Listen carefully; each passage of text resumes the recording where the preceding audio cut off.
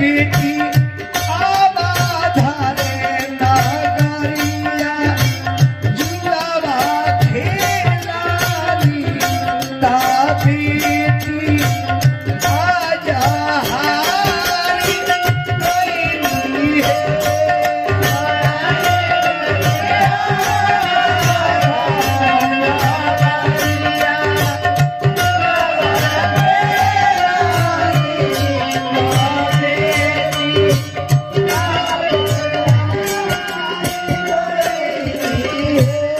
परमानंदनीय बाबू श्री सुदामा सिंह जी 11 के दलवानी प्रणाम करत हन।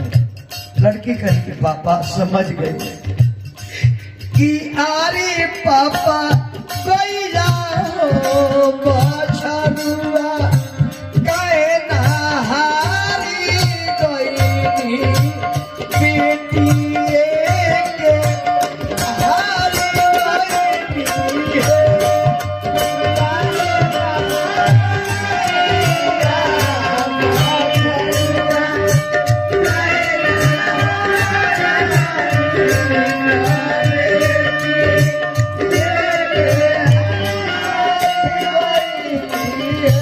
श्री लाल बाबू सिंह जी बहुत बहुत सुने। बालेश्वर बाबू हमरा के गाँव दिया लाल बाबू बाबू सबके हम प्रणाम करत हैं।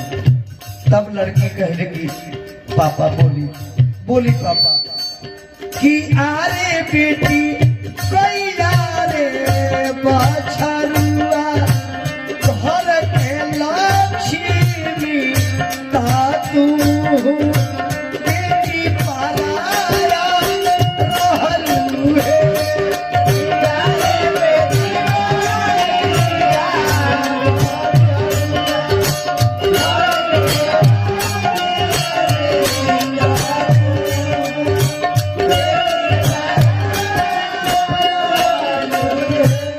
बाबू श्री सूरज सिंह जी सैकड़ों रुपया दिल बनी गीत पर मलिकार के हम प्रणाम करते हैं। तब लड़कियां कहली कि पापा बोली ना। अरे वह कहत नहीं कि बेटा बेटी में अंतर नहीं है।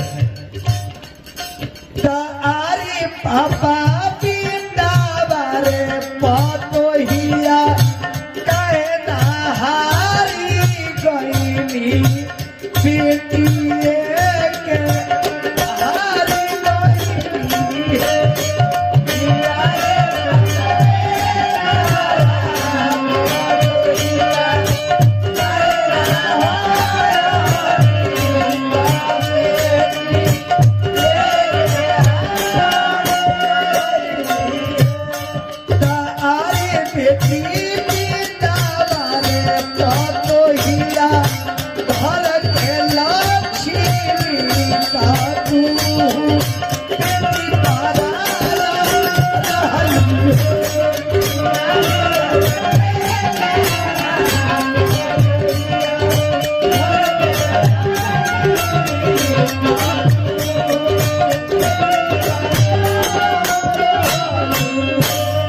बाबू श्री सुजीत कुमार सिंह जी 21 रुपया, मुन्ना बाबू 21 रुपया।